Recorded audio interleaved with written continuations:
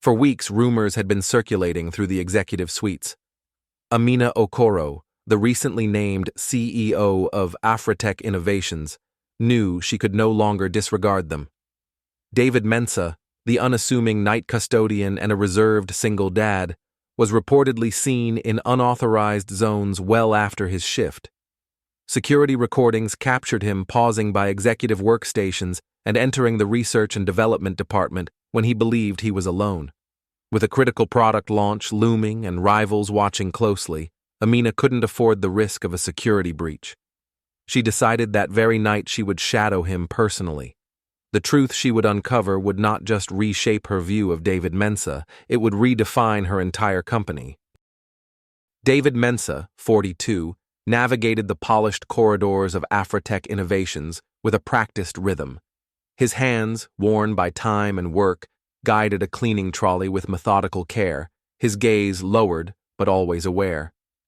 4 years at Afritech had taught him which managers left stains on their desks, which programmers stayed the latest, and which security personnel were trustworthy.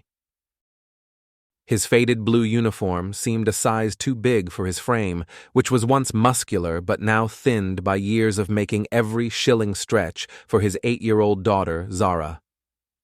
The other cleaning staff held David in high regard. He willingly accepted the most difficult shifts, filled in for ill co-workers, and had a knack for remembering everyone's special occasions with a simple, handwritten card. To the leadership, however, he was effectively invisible, just one more service worker tasked with preserving their immaculate corporate headquarters. Amina Okoro, 35, occupied the opposite end of the corporate spectrum from David. With arresting green eyes that seemed to catch every detail, she had ascended the ranks at Afritech through a combination of masterful market strategies and uncompromising efficiency. As a single mother herself to 10-year-old Kofi, she was no stranger to personal sacrifice. Yet her University of Cape Town MBA and designer suits created an immense chasm between her life and David's. Following a painful divorce from an unfaithful husband, Amina had constructed formidable defenses around her heart, placing more faith in data sheets than in people. Since being named CEO 6 months prior, she had governed Afritech with an intimidating level of skill and a deep-seated caution. Neither of them had any idea how profoundly their separate realities were about to intersect. Amina first detected the anomaly while conducting a late-night audit of security measures. The new chief financial officer had casually noted his computer seemed to have been shifted one morning. When Amina pulled the last month's surveillance records, a distinct pattern came into view. David Mensah was gaining entry to areas far beyond his authorized access, using computers late at night and occasionally inserting what looked like flash drives into the machines. "That's the third occurrence this week," she whispered, her eyes fixed on the low-resolution video of David entering the server room at 11:43 p.m., long after his shift was meant to be over. He reappeared 40 minutes later, concealing a small object in his pocket. The following morning, Amina summoned her head of security, Kwame Adu. "What information do we have on this janitor?" she inquired, pushing David's personnel file across the polished surface of her desk. Kwame gave a non-committal shrug. "Mensah. He's a quiet man, dependable, employed here for about 4 years. Never had a complaint. That's all? The individual with after-hours access to our whole facility, and that's the extent of our knowledge?" Amina's tone sharpened with the edge that made her executives nervous. The file itself was sparse. David Mensah, age 42, a list of various past jobs. No university degree noted. A single father. His mother, Mrs. Elaine Mensah, was listed as his emergency contact. He had a perfect attendance history and received minimum wage with a basic benefits package. There was nothing to suggest why a custodian would require access to top-secret zones or executive-level computers. Later that day, Amina saw David polishing the glass partitions of a meeting room as her leadership team discussed quarterly earnings. His reflection seemed to linger on the presentation for a moment before he continued his work. Was he memorizing the sensitive financial data on the screen? "We have a massive product debut in 3 weeks," she reminded Kwame later. "If any of our proprietary information gets out." "Do you want me to let him go?" "We can handle it discreetly." Amina mulled it over. Something felt off. David had been with Afritech for years. Why would he suddenly turn to corporate espionage? And if he were stealing secrets, his methods seemed remarkably clumsy. "Not just yet. I need to understand what he's up to first and who he's reporting to." That Friday, Amina called off her dinner engagement and remained at the office, slipping into casual attire she kept for unexpected trips to the gym.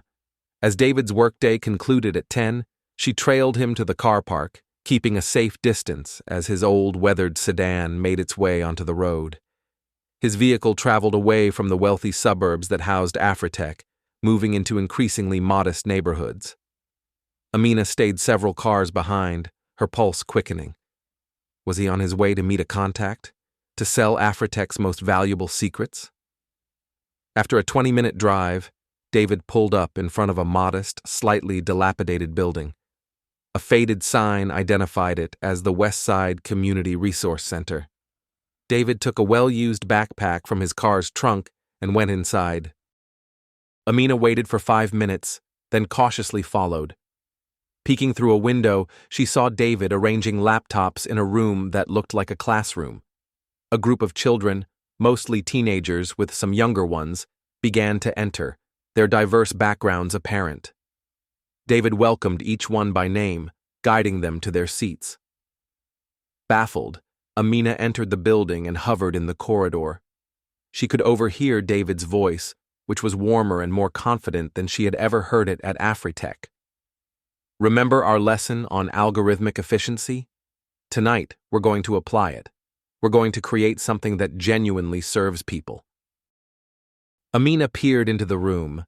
David was at a whiteboard, sketching out what she recognized as a sophisticated software flowchart. The teens listened with rapt attention, their eyes following his assured hands as he outlined the connections between different components, the same hands that, just hours before, had been emptying trash cans at her company. "Mr. Mensah," a girl with bright, curious eyes said, raising her hand, "could we apply this same logic to the community resource database?" "An outstanding question, Lucia. That is precisely the type of real-world use I was hoping you'd see." Amina watched, completely stunned, as David guided the class through concepts she knew were advanced systems architecture, material typically taught at the university level. The children, many in hand-me-down clothing, typed with intense focus while David moved among them, offering patient and expert advice.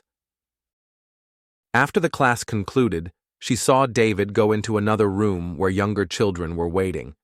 From her hiding place, Amina observed him handing out refurbished laptops to them. "These are for you to own," she heard him tell a boy who couldn't have been more than 10. "I've loaded them with educational programs and some basic coding tools. Your password is your birth date, just as we practiced." The boy clutched the laptop to his chest, as if it were a priceless treasure.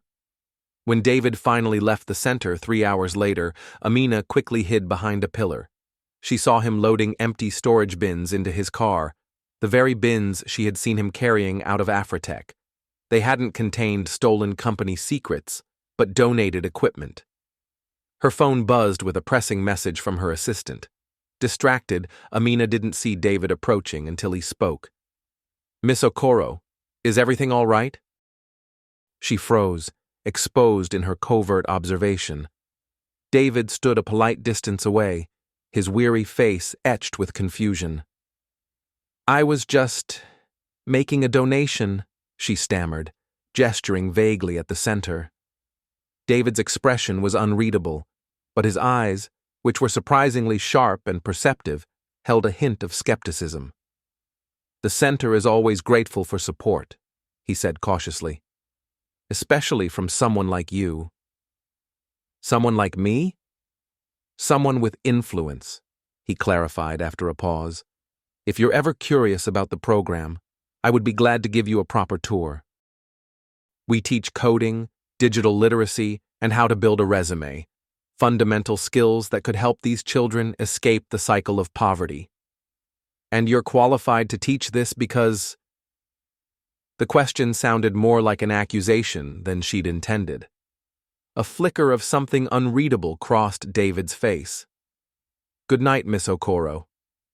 He turned and walked to his car without a backward glance, leaving Amina with even more questions than before. The next morning, Amina tasked her assistant with finding every piece of public information available on David Mensa. By that afternoon, she had an answer that made her slump into her chair, utterly astonished. David Mensa wasn't merely qualified to teach programming. Archived publications and patent filings revealed a stunning truth. He was once Jonathan David Mensa, a senior systems architect at Empirical Software. Even more shocking was the discovery that he was a member of the initial team that engineered the core technology AfriTales later purchased to create its signature products. "This can't be possible," Amina whispered, poring over the employment history. David had occupied a highly respected role at Empirical before suddenly vanishing from the tech scene 5 years ago. More research uncovered the reason: a wrongful termination lawsuit David had brought against Empirical's CEO at the time, Chief Adewale. The lawsuit alleged that David was dismissed after reporting dangerous shortcuts in medical software that could have put patients' lives at risk. Although David ultimately received a small settlement, Chief Adewale had effectively blacklisted him across the entire industry. Not long after, David's wife passed away from cancer, leaving him to raise their young daughter alone.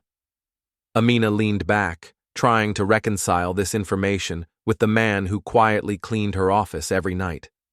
The janitor with the downcast eyes had once been a luminary in her own field, until his integrity cost him everything. That evening, Amina went back to the community center, but this time she walked straight into the main office. The director, a warm older woman named Mama Efua, looked surprised when Amina introduced herself as the CEO of Afritech Innovations. "David never told us he knew someone from Afritech," Mama Efua commented. "We're not exactly acquainted," Amina confessed. "I was interested in learning about your program."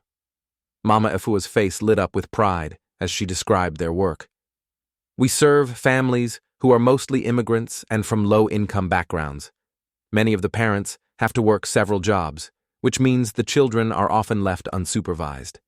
This center offers them a safe haven, meals, and educational opportunities." She paused. "David's program has been life-changing. Before he came, we could barely provide basic internet access. Now, we offer classes in coding, digital skills, and even prepare them for internships." "And David does all of this for free?" Mama Efua's expression grew tender. "He volunteers every spare moment. All the equipment we have comes from donations he manages to secure. Refurbished laptops, monitors, all of it. We have seen children who didn't know how to turn on a computer go on to build websites for small local businesses." Amina followed Mama Efua to a small room where David was sitting with an elderly woman, patiently guiding her through a video call. "She hasn't seen her grandchildren in Venezuela in 8 years, Mama Efua whispered. "David got her set up and taught her how to use it." As they continued the tour, Amina couldn't help but notice the improvised nature of the facility. The equipment was old, the furniture was patched with tape, and buckets were strategically placed to catch drips from a leaky ceiling. Despite this, the entire place buzzed with a sense of hope and determination. "Our greatest needs are for more space and better equipment," Mama Efua admitted. "We have a waiting list of 60 children. David works wonders with what he can find." "But what if someone wanted to provide assistance?" Amina asked. Mama Efua's eyes grew wide. "That would be a miracle." The very next day, Amina approved a significant anonymous corporate donation to the West Side Center, enough to cover building repairs, new computers, and an expansion of their program space. When David arrived that evening and saw new equipment being set up, Mama Afua simply told him they had received an unexpected gift. In the weeks that followed, Amina found herself creating excuses to stay late at the office, watching David from afar. Now that she knew his history, the small inconsistencies stood out. She noticed how he neatly organized server cables that other janitors would leave in a tangled mess, and how his gaze would linger on lines of code displayed on a developer's monitor. She saw the meticulous care with which he handled electronic devices that others would dismiss as junk. When engineers left prototype devices lying around, David didn't try to steal them. He repositioned them to prevent them from overheating. When sensitive documents were left out, he didn't take pictures of them. He secured them in locked drawers. The man she had suspected of being a corporate spy was, in fact, providing an unpaid layer of security for her company. Amina was still absorbing these new realities when a crisis erupted at Afritech. Just 3 days before their most important product launch, the development team found a catastrophic bug in their flagship software. It was a flaw that could delay the release for months, costing the company millions in lost sales and plummeting stock value. The executive wing turned into a frantic scene of panic and accusation. Amina called for an urgent meeting with all her top technical personnel. The solutions they offered were either too slow or posed the risk of creating even more problems. As the meeting devolved into a blame game, Amina saw David quietly cleaning the glass of the adjacent room, his reflection showing a look of deep, focused concern. Acting on a sudden impulse, Amina excused herself from the meeting. "David, may I have a word with you?" He followed her to a quiet alcove, keeping a respectful distance. "You were on the original empirical team that created our core framework," she said directly, without any preamble. David's face remained impassive. "You've been looking into my background." "I have," Amina confirmed, meeting his eyes. "We're facing a critical system failure in the integration layer. With your history, I thought you might have some insight." David was silent for a long moment. Then he asked, "Can I see the error logs?" Amina brought him to her office, ignoring the stunned expressions from her executives as the janitor walked beside her. She displayed the diagnostic reports on her monitor. David examined them with intense focus, his entire demeanor changing as he leaned in. The janitor seemed to melt away, replaced by the architect. His fingers hovered over her keyboard, a silent question. When Amina gave him a nod of approval, he began to type with a swift, confident motion, navigating the intricate system architecture with an ease that spoke of deep familiarity. After 20 minutes of intense work, he sat back. The integration layer isn't the real issue. It's a memory allocation problem in the underlying framework. It's something we ran into during the initial development. He indicated specific blocks of code. These patches are causing a chain reaction of failures once the system is scaled past a certain point. "Can you fix it before the launch?" Amina asked. David gave a slow nod.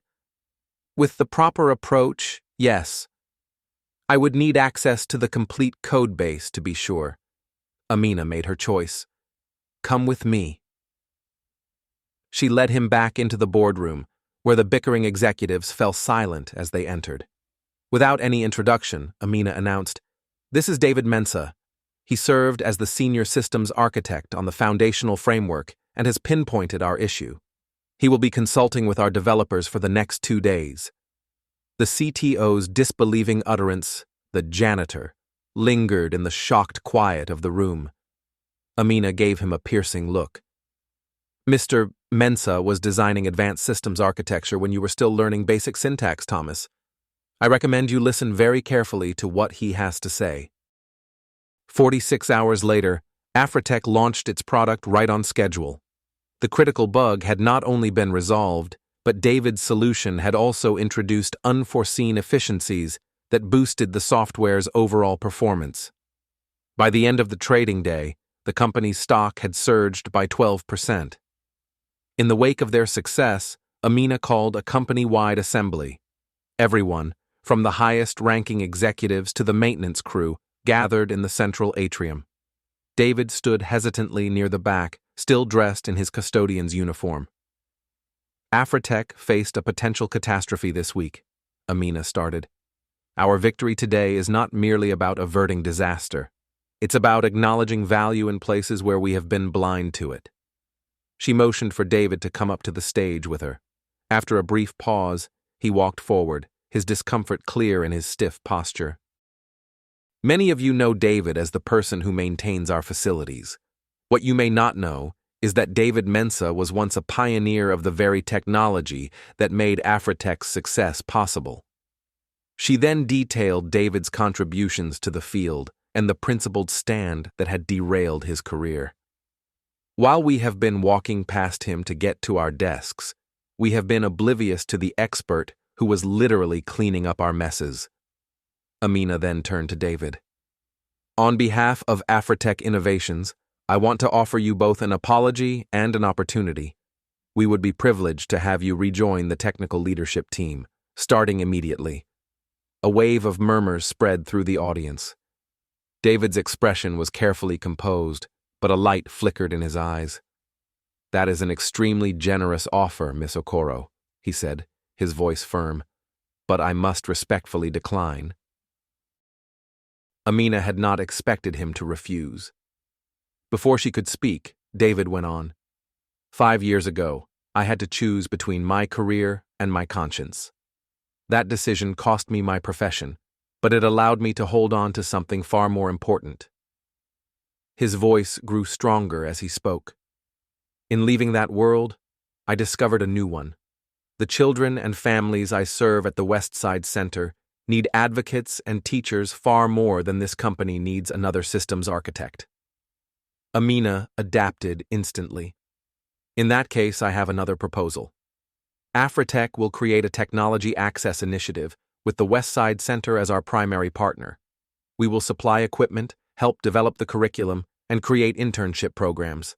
And most critically, we need a director of community technology outreach to spearhead this entire effort. She offered him her hand. The role is yours, if you'll have it. The atrium burst into applause. A remarkable change came over David's face as a genuine smile broke through, wiping away years of guardedness. This, he said, accepting her handshake, is an offer I would be honored to accept. The change was immediate. David kept teaching his evening classes at Westside, but now, with the full support of Afritech behind him, Amina became a regular visitor, at first to oversee the company's investment, but soon found herself drawn to the center's vibrant, purposeful atmosphere. One evening, she arrived to see David teaching a class that included his daughter, Zara, and her own son, Kofi. She hadn't intended for their personal lives to merge this way, but as she watched Kofi completely absorbed in the lesson, his eyes shining with the same excitement she once had for technology, Amina felt a rigid part of herself start to yield. David came over after the class. Kofi has a remarkable talent for spatial reasoning, he remarked, his manner more at ease here than at the office. He solved a 3-dimensional modeling problem that gives most adults trouble. He's never shown much interest in what I do, Amina confessed, watching her son help the younger kids put away their laptops. Maybe that's because corporate software doesn't usually feature dinosaurs and starships, David said with a surprising touch of humor. Amina laughed, a real, unforced sound that caught them both by surprise. A fair point. As the weeks turned into months, the initiative grew. Afritech employees started volunteering their time and knowledge. Graduates of the center's program came back to serve as mentors. David's quiet, collaborative leadership style, a stark contrast to Amina's more authoritative approach, was incredibly effective at fostering community spirit. What had started as a professional respect between a CEO and a janitor-turned-director was blossoming into something far more intricate. They were both single parents who had been hurt by loss, both guided by deep-seated principles hidden under layers of self-protection. In David's unwavering dedication to others, Amina saw a kind of strength that was different from, but no less powerful than her own ambition. In her fierce efficiency, David saw a purpose that complemented his patient guidance. A turning point arrived during a budget meeting, when Amina had to defend the initiative against board members who were questioning its return on investment. "The Technology Access Initiative is not a charity," she stated with conviction. "It is a strategic investment in our future talent pool and in community relations. Our quarterly metrics already show a 32% rise in positive brand perception. More importantly, we have already found 17 brilliant students for our internship pipeline." "That's commendable," the CFO conceded, "but the amount of resources being used seems out of proportion with the immediate financial gains. David Mensa designed our core architecture. Then we let him clean our floors because the industry blacklisted him for doing the right thing," Amina retorted. "How many other gifted minds are we overlooking simply because they don't have the right opportunities? This program corrects our institutional blind spots while simultaneously building a competitive edge." After she had successfully secured the program's funding, Amina found David waiting for her outside the boardroom. "You didn't need to fight that hard for us," he said softly. "Yes, I did." Their eyes met and held for a beat longer than was strictly professional. That weekend, a playdate for their children turned into dinner at Amina's house, which then stretched into a long conversation after the kids had fallen asleep in front of a movie. Somewhere between talking about curriculum plans and swapping stories about single parenthood, the walls between them began to crumble. "Why did you follow me that night?" David finally asked. "You could have just fired me for being on a computer I wasn't supposed to be on." Amina thought about her answer. Something didn't add up. "The meticulous way you worked. I had to understand before I could pass judgment." "That's a rare quality," David noted. "Most people prefer judgment because it's easier than understanding. I've been on the receiving end of easy judgments too many times to ever trust them," she admitted. Their talk went on late into the night, two guarded people cautiously seeing a reflection of themselves in the other. 6 months after David's new appointment, the West Side Center held a grand opening for its newly expanded facilities. The plaque for the David Mensa Technology Lab had been Amina's idea, a surprise she insisted on, despite his objections to being singled out. The classroom, which had once been cramped and makeshift, was now filled with cutting-edge equipment, modern learning stations, and walls decorated with student creations. But the most significant change was in the people gathered there, children from the neighborhood mingling with Afritech executives, local parents chatting with software developers, all of them celebrating something they had built as a community. As Amina got ready to speak, she saw David kneeling next to a young boy who was stuck on a coding problem. The patient focus he gave the child was the same intense concentration he applied to solving million-dollar technical crises, and it encapsulated everything that had shifted at Afritech under their unlikely partnership. "When I first became CEO," Amina began, "I defined success by market share and profit margins. Those are important numbers, of course, but they are not the whole story." She gestured to the room around her. "Real innovation emerges when we find potential in the most unexpected places, when we prioritize contribution over credentials, when we realize that talent doesn't always come in the packages we expect."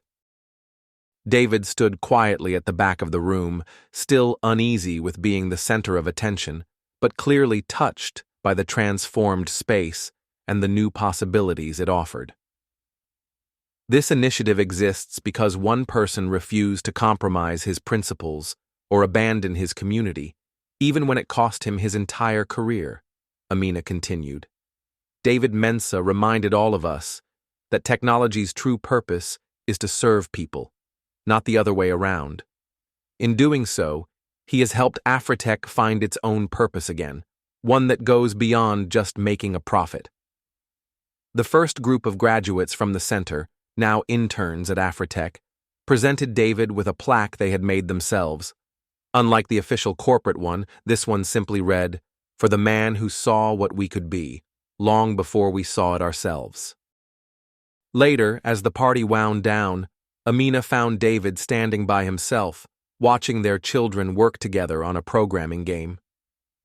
"Are you having any regrets about turning down that senior architect job?" she asked as she joined him. David shook his head. Not a single one. He gestured toward Zara, who was helping Kofi debug his game. "Some architectures are more important than software." Amina found herself reaching for his hand, a gesture that would have been unthinkable just a few months ago. "Afritech was building all the wrong things before you came along." "You were the one who was brave enough to change our direction," he countered.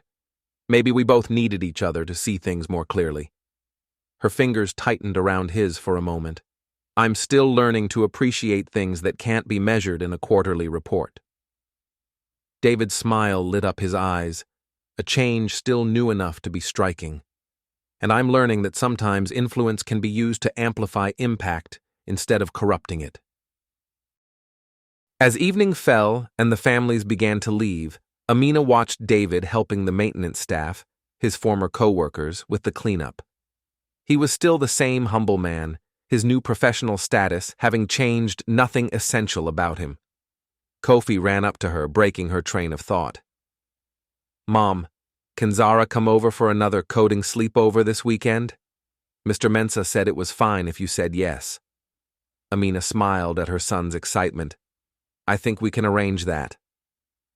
As they prepared to depart, David locked up the new facility with a carefulness born from years of protecting precious things with scarce resources. At the entrance, he stopped in front of a new wooden sign that displayed the center's updated name, Westside Technology and Community Development. Center, built for second chances. "Your idea?" he asked, sensing her touch. Some ideas deserve to be recognized. Their eyes met, full of a shared understanding of second chances, both professional and personal. Zara and Kofi ran ahead to the parking lot, their friendship free of the complex history that shadowed the adults. Amina and David walked behind them, their professional alliance slowly transforming into something neither had been looking for, but both were beginning to cherish. "The board has approved a regional expansion," Amina said. 5 new centers in the next 2 years. We'll need someone to oversee the entire initiative." She glanced at him. "Someone who understands both the technology and the people." "That's ambitious," David observed. "It's necessary," Amina replied. "Access to technology is still the single biggest determinant of economic opportunity. What you've started here needs to be replicated." They reached their cars, parked next to each other, her sleek luxury sedan and his practical one, which already held 2 children busy planning their next project. "I'll think about it," David said, "if you'll consider something in return. You should join us for the Wilderness STEM camping trip next month. The kids learn about environmental sensor technology. The parents learn how to survive for 48 hours without checking their email." Amina laughed, the sound still new and unguarded between them. "That sounds terrifying." "Growth requires discomfort," David reminded her, quoting her own words from a recent board meeting.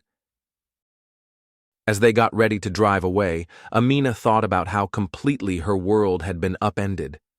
6 months ago, she had followed a janitor, convinced he was a corporate spy. Tonight, she was following his lead toward a kind of community impact she had never envisioned for her company or for herself. "Amina," David called out as she opened her car door. She turned, and his expression had the quiet confidence that had first captured her attention. "Some of the parents are having a community potluck next weekend. It's very informal. You and Kofi would be welcome." The invitation was a bridge between them, a step from professional collaboration toward a personal bond. "We'd like that," she replied simply. They drove off in different directions, she toward her executive neighborhood, he toward his modest apartment. Amina saw one last glimpse of the center in her rearview mirror. The building was transformed, just like her company, and just like their ideas of value and purpose. What had started with suspicion had become a partnership. What was once a corporate program was now a community, and what had begun as professional respect was becoming... Amina smiled. She was content to let that particular development unfold in its own time. Some architectures, she knew, took time to reveal their final, beautiful design. Behind her, the center's new sign glowed in the fading light. Built for second chances. A second chance for a company, for a community, and for two people who had forgotten how to trust, until cleaning floors and running corporations turned out to be surprisingly compatible ways to remember. The story wasn't over. In so many ways, it was just beginning.